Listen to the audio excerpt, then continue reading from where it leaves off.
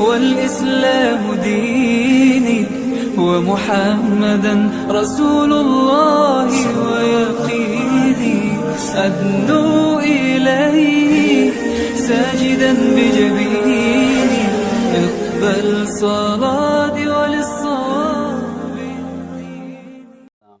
میرے عزیز دوستوں، بزرگوں اور بھائیوں، سورہ کہف کی آیت نمبر 50 تلاوت کی گئی۔ اس آیہ مبارکہ کے اندر اللہ رب العزت نے ابتدائے آفرینش کا واقعہ، بالکل ابتدا کا واقعہ، اس کی طرف انسانوں کو رہنمائی فرمائی ہے کہ جب ہم نے فرشتوں سے کہا کہ آدم کو سجدہ کرو تو سب نے سجدہ کیا سوائے ابلیس کے، کیونکہ وہ جن تھا اور اس نے اپنے رب کے حکم کی نافرمانی کی۔ تو قرآن کہتا ہے، اللہ رب العزت بندے سے فرماتے ہیں، افتتخذونہ وذریتہ اولیاء من دونی، کہ یہ ابلیس جس نے اپنے رب کی نافرمانی کی، تم اس ابلیس کو اپنا دوست بنا رہے ہو اللہ کو چھوڑ کر۔ اس ابلیس کو، شیطان کو اور اس کی ذریت کو، اس کی اولاد کو تم اپنا دوست بنا رہے ہو، اس کے راستے پہ چل رہے ہو اللہ کو چھوڑ کر، حالانکہ وہ تمہارا دشمن ہے، وہ تمہارا دشمن ہے، وَهُمْ لَكُمْ عَدُوٌّ، تمہارا کھلا دشمن ہے۔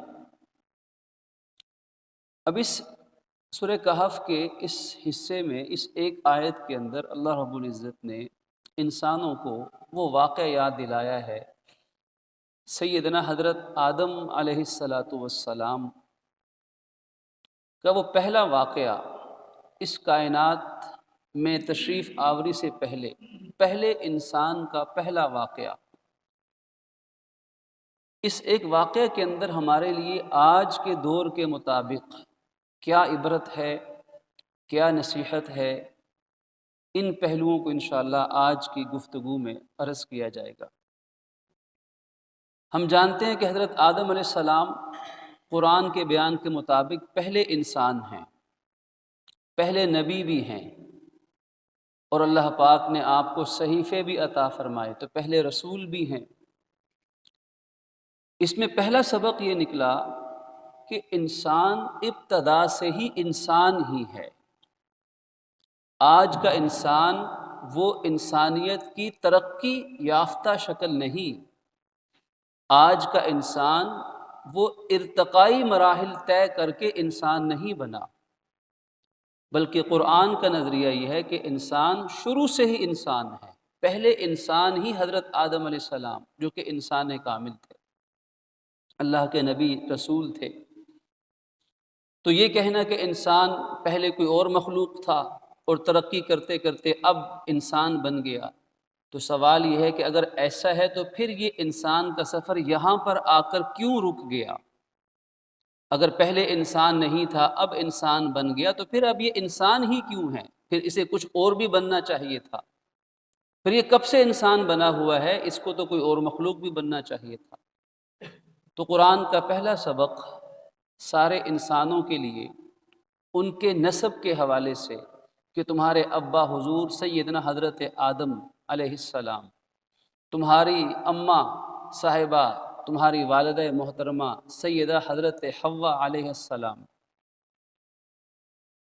پھر اس میں یہ دوسرا سبق یہ ہے کہ انسان اور مذہب کا رشتہ ابتدا سے ہے۔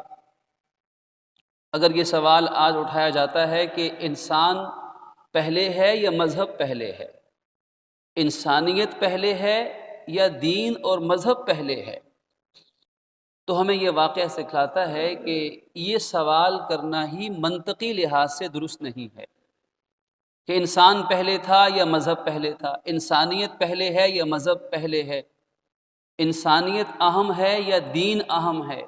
یہ سوال منطقی لحاظ سے درست نہیں، کیونکہ قصہ آدم علیہ السلام ہمیں یہ بتلاتا ہے کہ مذہب اور دین اسی وقت سے ہے جب سے انسان ہے، اور انسان تبھی سے ہے جب سے اللہ کا حکم ہے، مذہب ہے، دین ہے۔ ان دونوں کی عمر اکٹھی ہے۔ مذہب دین کے معنی اللہ کے حکموں پہ چلنے کا نظام، اور یہ اسی وقت سے ہے جب سے حضرت آدم علیہ السلام کو اللہ پاک نے پیدا کیا، جنت میں بھیجا کہ جاؤ اب تم جنت میں مزے کرو، جنت کے پھل کھاؤ، زندگی گزارو، خوب سیر ہو کر کھاؤ، خوب پھل کھاؤ، خوب جنت کے میووں سے لطف اندوز ہو جاؤ، سب کچھ کھاؤ لیکن ایک پھل نہیں کھانا۔ جنت میں یہ مذہب تھا، یہ دین تھا کہ سارے جائز کام سوائے ایک کام کے، بس یہ ایک پابندی ہے، یہی مذہب ہے۔ کب سے ہے؟ جب سے انسانیت ہے۔ اور انسانیت اور مذہب کو الگ الگ نہیں کیا جا سکتا۔ کوئی انسان کہے کہ نہیں انسانیت اہم ہے، مذہب کو دور کر دیں، مذہب کو چھوڑ دیں، مذہب کو دوسرے درجے پر لے آئیں، ایسا نہیں ہوگا، کیونکہ انسانیت اور مذہب کو الگ الگ نہیں کیا جا سکتا۔ اگر انسانیت سے مذہب کو الگ کیا جائے گا تو پھر یہ انسانیت کہاں رہے گی؟ پھر یہ حیوانیت بن جائے گی۔ اس لیے کہ انسان کو انسان کامل اور اشرف المخلوقات بنانے والی چیز مذہب ہی تو ہے، دین ہی تو ہے، جو انسان کو یاد کرواتا ہے کہ انسان کا مقام کیا ہے، جو انسان کو بتاتا ہے کہ پہلا انسان کتنا عظیم تر تھا، جو سارے دنیا کے انسانوں کو بتاتا ہے کہ دیکھو تمہارے والد محترم اللہ کے کتنے فرما بردار تھے، اور تم آئے کہاں سے ہو۔ وَلَقَدْ كَرَّمْنَا بَنِي آدم، اللہ نے اولاد آدم پہ فضل کیا، کرم فرمایا، عزت بخشی۔ اس پہلے واقعہ کے اندر انسان کی عزت اور عظمت کا اظہار ہے۔ انسان کوئی کمتر مخلوق نہیں، انسان کا مقام و مرتبہ کیا ہے۔ آج انسان اس فانی دنیا، اس مختصر دنیا کے پیچھے لگ کر اپنی اصل سے رشتہ کاٹ چکا ہے، اپنے مقام کو فراموش کر بیٹھا ہے۔ انسان کا مقام تو یہ ہے کہ خالق فرماتا ہے کہ ہم نے سب فرشتوں کو حکم دیا کہ آدم کو سجدہ کرو۔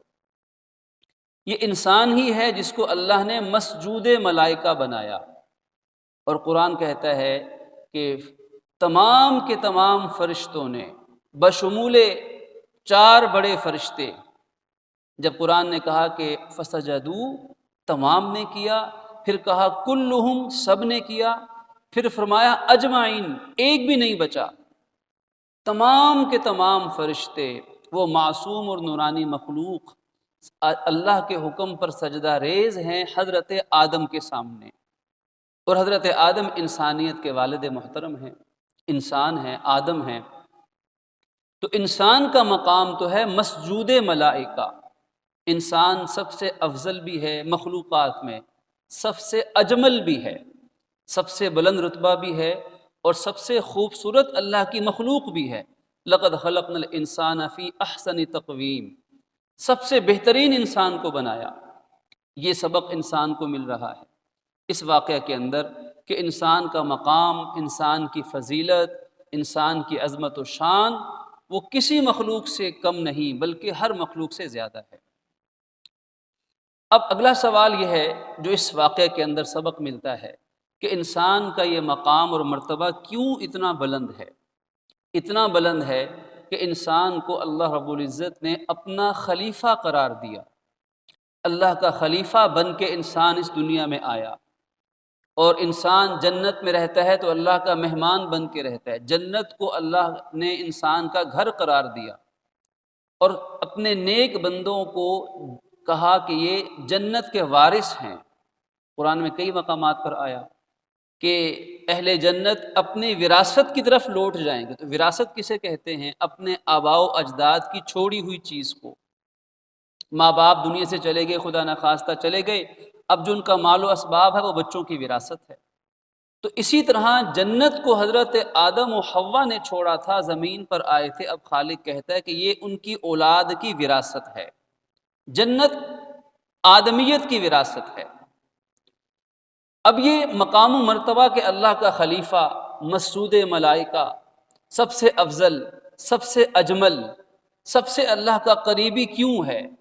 اس کے پیچھے یہ واقعہ ہمیں اس راز کو یوں ظاہر کرتا ہے کہ دو باتیں انسان کی فضیلت اور سارے شرف و مقام کی بنیاد ہیں۔ پہلی وجہ علم ہے، وعلم آدم الاسماء کلہا۔ پہلی وجہ انسان کا علم ہے، اور صرف علم ہی کافی نہیں، علم تو ابلیس کے پاس بھی بہت تھا، معلومات تو شیطان کے پاس بھی کسی سے کم نہیں تھی، اور اتنی معلومات اور اتنا علم شیطان کے پاس تھا کہ روایات کے مطابق جنت میں تخت لگتا ہے بڑا، اور شیطان اس پہ بیٹھ کے وعظ کہتا ہے، درس دیتا ہے، اور بشمول 4 بڑے فرشتوں کے فرشتے بیٹھ کر اس سے درس حاصل کرتے ہیں۔ اتنا صاحب علم ہے، لیکن صرف علم تھا، اور حضرت آدم کے پاس فضیلت کی وجہ علم بھی اور علم کے مطابق عمل بھی تھا، کیونکہ عمل سے ہی زندگی بنتی ہے، عمل سے ہی رب کی رضا ملتی ہے، صرف علم بھی کافی نہیں ہے۔ حضرت آدم علیہ السلام کے پاس عمل بھی تھا، شیطان کے پاس نرا علم تھا، اور اس علم پر اگر ایک انسان، ایک طالب علمانہ سوال پیدا ہوتا ہے کہ شیطان نے تو عبادت بھی بڑی کی تھی، عمل بھی بہت کیا تھا، اور احادیث میں ثابت ہے کہ اس نے اتنا عمل کیا، اتنی اللہ کی عبادت کی کہ زمین پر کوئی گوشہ نہیں چھوڑا جہاں شیطان نے اللہ کی عبادت نہ کی ہو۔ زمین تو چھوٹی سی ہے، آسمانوں میں اس کو عروج ملا، زمین سے آسمانوں پہ بلا لیا گیا، پہلے آسمان پہ عبادت کی، دوسرے پہ، تیسرے پہ، چوتھے پہ، 5ویں، 6، 7ویں پر آسمانوں کو بھی عبادت سے بھر دیا۔ اتنی عبادت کی کہ آسمانوں میں بھی کوئی جگہ نہ رہی جہاں بیٹھ کے یا جہاں موجود ہو کے شیطان نے اللہ کی عبادت نہ کی ہو، عمل تو اس نے بھی کیا۔ تو پھر قرآن ہی جواب دیتا ہے کہ شیطان کے پاس علم تھا، لیکن آدم علیہ السلام کا علم وہ تھا جس پہ عمل ہو سکتا تھا، اور شیطان نے اگر اپنے اس علم پہ عمل بھی کیا تو اس عمل کے پیچھے بھی اخلاص موجود نہیں تھا۔ بعض روایات کا مفہوم بنتا ہے کہ اس کے عمل کا بنیادی مقصد یہ تھا کہ مجھے کسی طریقے سے اللہ کا خلیفہ بنا دیا جائے، اور جب خلیفہ بن جاؤں گا تو میری حکومت ساری مخلوقات پہ ہو جائے گی۔ تو اب اس لالچ کے تحت اللہ کو راضی کرنا مقصد نہ تھا، جبکہ آدم علیہ السلام کا مقصد صرف اللہ کی رضا حاصل کرنا تھا، یعنی اخلاص تھا۔ اور یہی احادیث کے اندر یہ بات بارہا دفعہ فرمائی گئی کہ اخلاص کے بغیر بڑے سے بڑا عمل بھی اللہ کے ہاں رد ہو جائے گا، معاذ اللہ۔ ایک حدیث کا مفہوم بنتا ہے کہ 3 لوگوں سے سب سے پہلے جہنم کی آگ کو معاذ اللہ بھڑکایا جائے گا، ان میں سے ایک شخص شہید ہوگا، ایک شخص بڑا سخی تاجر ہوگا، اور ایک شخص بڑا عالم ہوگا۔ اب سوال ہے کہ شہید، عالم، سخی، تاجر یہ جہنم میں کیوں گئے؟ وجہ بیان کی گئی، صرف اخلاص کا نہ ہونا۔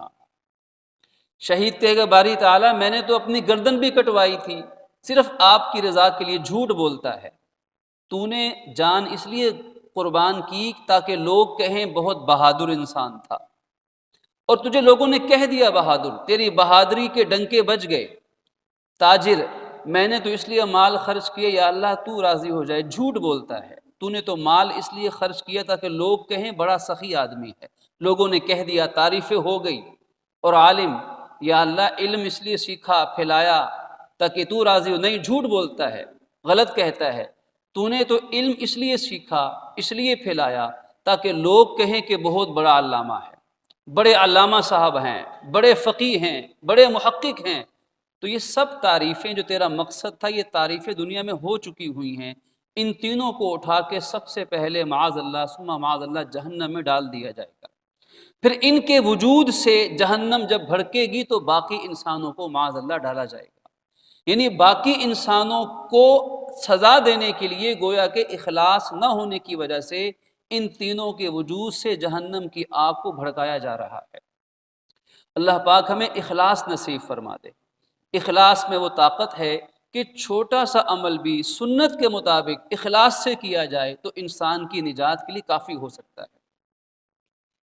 تو اخلاص نیت کیا ہے؟ اللہ تعالیٰ کو راضی کرنے کی نیت۔ حضرت آدم علیہ السلام کے واقعہ کے اندر یہی اخلاص نمایاں ہے کہ شیطان نے علم اور عمل اگر اس کے پاس تھا بھی تو اپنے ذاتی مفاد کے لیے تھا۔ حضرت آدم علیہ السلام کو اللہ پاک نے علم عطا فرمایا، انہوں نے عمل کی کوشش کی اللہ کو محض راضی کرنے کی نیت سے۔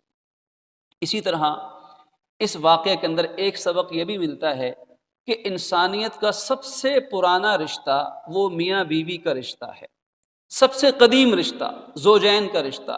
حضرت آدم علیہ السلام اللہ نے اپنی قدرت سے پیدا فرمائے، انہی سے حضرت حوا کو پیدا فرمایا، ان کا نکاح فرمایا۔ یہ پہلا انسانیت کا رشتہ میاں بیوی کا رشتہ تھا۔ تو میاں بیوی کا رشتہ یہ وہ اہم ترین رشتہ ہے جو انسانی رشتوں میں، انسانی تعلقات میں سب سے قدیم اور پرانا رشتہ ہے۔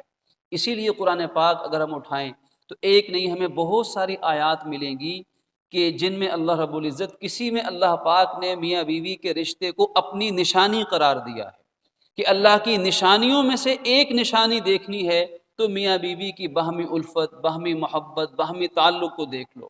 کہیں فرمایا کہ میاں بیوی کے درمیان میں اللہ نے خود محبت اور رحمت کو پیدا فرمایا ہے۔ یہ رشتہ محبت کا ہے، یہ رشتہ احسان کا ہے، یہ رشتہ ایک دوسرے کے ناز نخرے برداشت کرنے کا ہے، یہ رشتہ حسن معاشرت کا ہے۔ وعاشروہن بالمعروف، قرآن کہتا ہے ان کے ساتھ اچھی معاشرت رکھو، اچھا برتاؤ کرو۔ ایک دوسرے پر اعتماد کا رشتہ ہے، دکھ سکھ میں کام آنے والا رشتہ ہے، غمی اور خوشی میں ساتھ دینے والا رشتہ ہے۔ کبھی خطا ہو جائے تو ایک دوسرے کو معاف کرنے والا رشتہ ہے۔ حکم دیا کہ ایک دوسرے کی خوبیاں دیکھو، خامیاں نہ دیکھو، خامیاں مت ڈھونڈو۔ ہر انسان میں کوئی نہ کوئی خامی ہوتی ہے، شیطان نظر خامیوں پہ ہی ڈالتا ہے انسان کی، کہ شوہر کے دماغ میں ڈالا بیوی میں یہ خامی ہے، یہ خامی ہے، یہ کمی ہے، اور ادھر بیوی کے دماغ میں وسوسے پیدا کیے، شوہر ایسا ہے ویسا ہے۔ اب ان کے درمیان میں پہلے وساوس پیدا کر کے نفرت پیدا کی اور خاندان کو برباد کر دیا۔ تو اللہ عز و جل نے میاں بیوی کے رشتے کو اپنی نشانی قرار دیا، اور اس رشتے کی باہمی محبت اور باہمی قرب کو اللہ پاک نے قرآن پاک کی ایک آیت میں انتہائی خوبصورت لطیف پیرائے میں بیان کیا۔ امام راضی علیہ رحمہ فرماتے ہیں کہ یہ قرآن کی دلیل، قرآن کے اللہ کے کلام ہونے کی دلیل اور نشانی ہے کہ میاں بیوی کے باہمی اس رشتے کی نزاکت، مقام، اہمیت اور تقاضوں کو اس سے بہترین تعبیر کے ساتھ کوئی بیان نہیں کر سکتا۔ اور وہ تعبیر کیا ہے؟ ہن لباس لکم وانتم لباس لہن، کہ وہ بیویاں تمہارا لباس، شوہر کا لباس ہیں، اور شوہر بیوی کا لباس ہے۔ اب میاں بیوی کو اللہ رب العزت نے اس تمثیل اور تعبیر سے بیان کیا کہ میاں بیوی دونوں ایک دوسرے کا لباس ہیں۔ اب یہ کتنا قریبی رشتہ ہے، جیسے انسان کا لباس ہمیشہ انسان کے لیے، انسان کے ساتھ جڑا رہتا ہے، اس تعلق میں کبھی بھی رکاوٹ نہیں آنی چاہیے، ہمیشہ تعلق مضبوط رہنا چاہیے۔ انسان کا لباس انسان کے لیے خوبصورتی کا باعث ہے، تو میاں بیوی کا تعلق بھی ایک دوسرے کے لیے عزت کا ذریعہ بننا چاہیے۔ انسان کا لباس انسان کی خامیوں کو اور انسان کے عیوب کو چھپاتا ہے، تو میاں بیوی بھی ایک دوسرے کی پردہ ایک دوسرے کے عیوب پہ پردہ ڈالنے والے ہوں، ایک دوسرے کے راز کے محافظ ہوں، ایک دوسرے کی عیوب کو چھپانے والے ہوں۔ اور پھر انسان کا لباس انسان کو گرمی اور سردی سے، موسمی اثرات سے بچانے کا باعث بنتا ہے۔ تو میاں بیوی بھی زندگی کی دھوپ اور چھاؤں میں، زندگی کے غمی اور خوشی میں، مشکلات میں، نشیب و فراز میں ایک دوسرے کا ساتھ دینے والے ہوں۔ ان کا تعلق محض مفاد کی بنیاد پر نہیں چل سکتا۔ اگر دولت ہے تو تعلقات اچھے ہیں، اگر دولت غربت میں بدل گئی تو تعلقات میں رخنے پیدا ہو گئے، اس کا مطلب ہے کہ میاں بیوی ایک دوسرے کے مقام کو سمجھے ہی نہیں ہے۔ تو اللہ عز و جل نے اس پہلے واقعہ کے اندر میاں بیوی کے تعلق کو بھی واضح فرمایا کہ یہ رشتہ انتہائی اہم انسانیت کا رشتہ ہے، اور پھر اس رشتے کے اندر مرد کو بڑی ذمہ داری دی گئی ہے۔ حضرت آدم علیہ السلام کی ذمہ داری حضرت حوا سے بڑی تھی، انتظامی امور مرد کے ذمے زیادہ لازم کیے گئے ہیں۔ معاش کی فکر، معاش کی ذمہ داری، رزق حلال کمانا، یہ مرد کی ذمہ داری ہے۔ قرآن کہتا ہے حضرت آدم علیہ السلام کی یہ ذمہ داری تھی، جب ان کو زمین پر اتارا گیا تو ان کے سامنے کئی قسم کے پھلوں اور پودوں اور سبزیوں کے بیج بھی رکھے گئے ہیں، اور ذرائع آمدنی، زندگی کے آلات، کھیتی باڑی کے آلات، مختلف چیزیں ان کو دی گئی تھی کہ آدم اب چلو، جنت میں تو بغیر محنت کے ملتا تھا، دنیا میں محنت کر کے کمانا پڑے گا۔ اب روایات میں ملتا ہے کہ محنت مزدوری رزق کے لیے کوشش اور کاوش حضرت آدم علیہ السلام کیا کرتے تھے، حضرت حوا کے ذمہ یہ کام نہیں تھے۔ الرجال قوامون علی النساء، مرد عورتوں پر نگران ہے، انتظامی ذمہ داری مرد پر زیادہ ہے، کمانے کی ذمہ داری مرد پر زیادہ ہے، مرد لا کے خرچ کرے گا۔ ہمارے دین اسلام نے بھی کسی عورت پر زندگی کے کسی ایک مرحلے میں بھی روپیہ پیسہ کمانے کی ذمہ داری کبھی عائد نہیں کی ہے۔ ہر طرح ہر مقام پہ ذمہ داری مرد کی ہے۔ اگر بیٹی ہے تو شادی تک ساری ذمہ داری اس بیٹی کے اخراجات کی باپ کے کندھوں پر ہے۔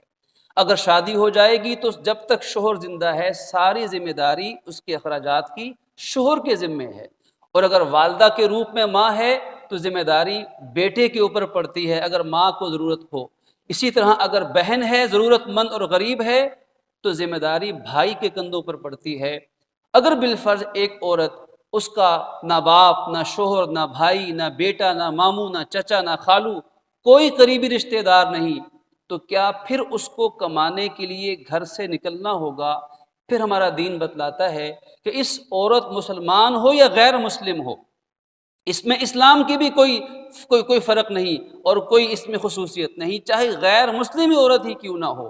تو اسلام کی تعلیمات میں سے یہ ہے کہ اس خاتون کے اخراجات کی ذمہ داری اس معاشرے پر عائد ہوگی جس معاشرے میں یہ خاتون رہا کرتی ہے، اور اس کی یہ ساری ذمہ داری حکومت وقت پر ہوگی کہ اسلامی حکومت اس خاتون کے تمام اخراجات کو خزانے میں سے فراہم کرے گی، چاہے وہ مسلمان ہے چاہے وہ غیر مسلم ہے۔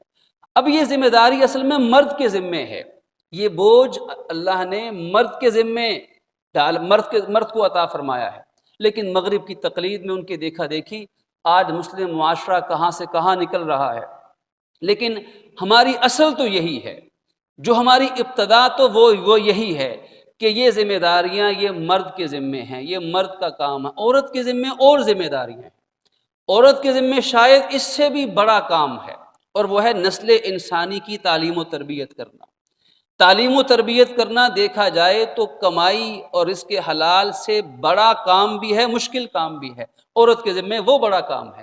پھر اسی طرح عورت کے مقام و مرتبے کا خیال رکھتے ہوئے، اس کے پردے کا خیال رکھتے ہوئے، اس کی عزت و ناموس کا خیال رکھتے ہوئے بھی اگر غور کیا جائے تو یہ ذمہ داری مرد کو ہی ملنی چاہیے، عورت کو نہیں ملنی چاہیے۔ اس لیے کہ عورت کا کام نہیں کہ وہ گھر سے باہر نکل کر ان کاموں کے لیے اپنے آپ کو مصروف عمل بنائے، مرد ایسا کر سکتا ہے۔ گھر سے باہر نکلنا ہے، اچھے لوگوں سے بھی واسطہ پڑھنا ہے، بروں سے بھی واسطہ پڑھنا ہے، ہر طرح کے لوگوں کو اور حالات کو اس نے فیس کرنا ہے، ان کو جھیلنا ہے، یہ کام عورت کے ذمے نہیں ہے۔ اسی لیے اسلام نے ابتدائے آفرینش سے ہی انسان کو یہ سبق دے دیا تھا کہ اپنی اصل پر رہو گے تو ٹھیک رہو گے، جہاں اپنی اصل کو چھوڑ دو گے وہاں انسانی زندگی کا نظام درہم برہم ہو جائے گا۔ اور آج اسی نظام کو جو ابتدا سے اللہ نے بنایا اسی کو دوبارہ استوار کرنے کی ضرورت ہے۔ اور پھر قرآن ہمیں یہ بھی بتلاتا ہے کہ حضرت آدم علیہ السلام کو جب سجدے کا حکم دیا گیا تو ابلیس شیطان نے سجدے سے انکار کر دیا۔ اس ایک سجدے کے انکار سے پہلے ابلیس شیطان اللہ کا برگزیدہ بندہ تھا، عبادت گزار تھا، اللہ کا قریبی تھا، فرشتوں سے بھی برتر تھا، لیکن سجدے کے انکار نے ابلیس اور شیطان مردود بنا دیا۔ سبق یہ ملا کہ سجدے کا انکار کرنا اللہ کو انتہائی ناپسند ہے، اور مسلمان فجر کی نماز میں سجدے، ظہر کے سجدے چھوٹے، عصر کے سجدے چھوٹے، مغرب عشاء کی نماز فوت ہوئی، کتنے ہی مسلمان ایسے ہیں جو صرف جمعۃ المبارک کی نماز کے لیے ہفتے کے بعد مسجد میں آنا نصیب ہوتا ہے۔ اب یہ خالق کا رحم و کرم ہے کہ اتنے سجدوں کے انکار کے باوجود اللہ ہمیں دھتکار نہیں رہا، پھر بھی ہمیں اپنے گھر آنے کی توفیق دے دیتا ہے، الحمدللہ۔ یہ اس کی رحمت ہے۔ اب اس کی اس رحمت کا تقاضا یہ ہے کہ آدمی اپنی اصلاح کی طرف آ جائے۔ خطا انسان سے ہی ہوتی ہے۔ دیکھیے خطا اور غلطی ابلیس نے بھی کی سجدے کا انکار کر کے، اور خطا اجتہادی حضرت آدم علیہ السلام سے بھی ہو گئی، خطا دونوں سے ہوئی ہے۔ لیکن شیطانیت اس چیز کا نام ہے کہ غلطی کے بعد انسان غلطی کے اوپر اڑ جائے، غلطی کے اوپر اصرار کرے، بضد ہو جائے، توبہ کا انکار کر دے، معافی مانگنا چھوڑ دے، اور اسی غلطی پہ اڑا رہے کہ نہیں میں ٹھیک ہوں۔ یہی شیطانیت ہے، اور یہی ابلیس کو شیطانیت کی طرف لانے والی عادت تھی۔ لیکن آدمیت کیا ہے اور انسانیت کیا ہے کہ حضرت آدم علیہ السلام نے خطائے اجتہادی ہو گئی، پھل کھا لیا، جو ہوا سو ہوا، لیکن جب دنیا میں بھیجے گئے تو اپنی خطا کے اوپر رونے لگ گئے۔ امام احمد ابن حنبل رحمہ اللہ ایک روایت نقل کرتے ہیں کہ حضرت آدم علیہ السلام اپنی اس خطا پر اللہ سے معافی مانگتے ہوئے اتنا روئے ہیں، ایک روایت میں آتا ہے کہ ساری اولاد آدم کے آنسو جمع کر لیے جائیں تو حضرت آدم کے آنسو پھر بھی زیادہ ہو جائیں گے۔ تو وہ کیسا روئے ہوں گے حضرت آدم علیہ السلام۔ یہ انسانیت ہے کہ خطا ہو جائے گی، انسان خطا کار، لیکن خطا کے بعد جب تک انسان اپنے رب کو راضی نہیں کر لیتا، انسان سکون سے نہیں بیٹھتا۔ اور ابلیس ہے، آج تک اڑا ہوا ہے، آج تک گردن اکڑی ہوئی ہے، آج تک توبہ نہیں کرے، قیامت تک نہیں کرے گا۔ لیکن آدمیت یہ ہے کہ انسان غلطی کے بعد معافی مانگ لے اور اپنی اصلاح کی کوشش کرے۔ پھر اللہ عز و جل نے یہ دعا سکھائی جو قرآن میں آئی، ربنا ظلمنا انفسنا وان لم تغفر لنا وترحمنا لنکونن من الخاسرین۔ یہ دعا ہمیں بھی مانگنی چاہیے۔ اے ہمارے رب، ہم سے ظلم ہو گیا اپنی جانوں کے اوپر، اگر تو نے ہمیں معاف نہ کیا اور ہم پر رحم نہ فرمایا تو ہم بڑے نقصان اٹھانے والے بن جائیں گے۔ یہ دعا مانگی تو اللہ عز و جل نے آپ کی اس خطا کو ایسا معاف کیا کہ قیامت تک آنے والے انسانوں کے لیے آپ کا یہ عمل سنت بن گیا کہ جو بھی اللہ سے اپنی خطاؤں پر معافی مانگے گا، اللہ ساری خطاؤں کو معاف فرما دے گا۔ اس لیے یہ اصول بن گیا کہ لا صغیرۃ مع الاصرار ولا کبیرۃ مع الاستغفار۔ یہ اصول کتابوں کے اندر بن گیا کہ اگر کسی گناہ پر اصرار کیا جائے، بار بار وہی خطا دہرائی جائے، تو کوئی گناہ چھوٹا نہیں ہے، پھر ہر گناہ ہی بڑا ہے۔ پھر چھوٹی خطا بھی بہت بڑی خطا ہے۔ ابلیس کی طرح ایک سجدے کا انکار کیا، اس نے ایک سجدے کا انکار کیا۔ اگر وہ توبہ کر لیتا، یا اللہ معاف کر دے، غلطی ہو گئی، اب سجدہ کرتا ہوں، تو معاف ہو جاتا۔ ایک چھوٹی خطا بھی اگر وہ اس پہ انسان بضد رہے، توبہ نہ کرے، تو کوئی خطا چھوٹی نہیں ہے۔ اور اگر انسان توبہ کرنے لگ جائے تو کوئی خطا بڑی نہیں ہے۔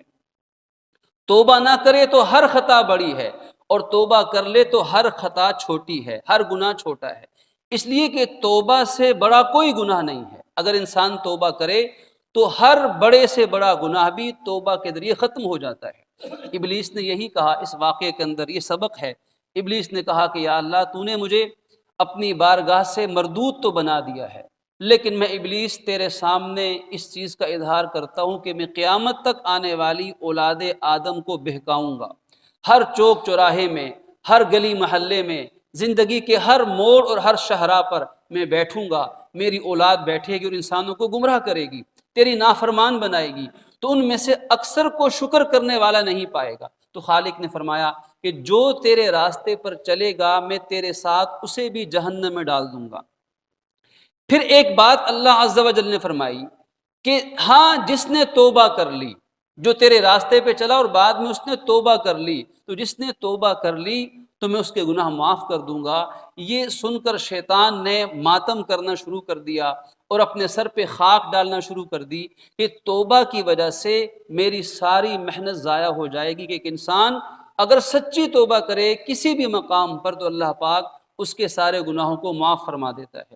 تو اللہ رب العزت سے دعا ہے کہ ہمیں اس ابتدائی انسانیت کے واقعے سے سبق و نصیحت لینے کی توفیق عطا فرمائیں۔ وآخر دعوانا ان الحمد للہ رب العالمین۔